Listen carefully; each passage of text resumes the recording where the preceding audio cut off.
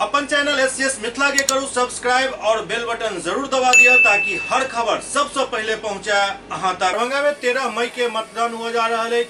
जिला में कुल 2939 मतदान केंद्र बनायल गेल हन, जत लगभग आधारभूत संरचना उपलब्ध करा दिल गेल हन। दरभंगा में लोकसभा निर्वाचन 2024 के लेकर जिला निर्वाचन पदाधिकारी राजीव रोशन बतौलन जे जिला में कुल 29,19,406 मतदाता अपन मताधिकार के प्रयोग करता। वो कहलन जे 14 दरभंगा संसदीय क्षेत्र में चारिम चरण यानी 13 मई के सुबह 7 बजे से मतदान शुरू है और मतगणना 4 जून के बाजार समिति प्रांगण में है।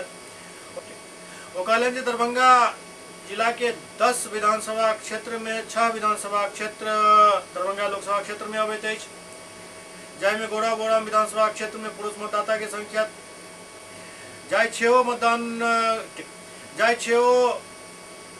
विधानसभा क्षेत्र में कुल 29,19,406 मतदाता जो अपन मताधिकार के प्रयोग करता, जिनका लेल कुल 2,939 मतदान केंद्र बनायल गेल हन, जत हर तरह के आधारभूत सुविधा उपलब्ध करायल जा चुकल है।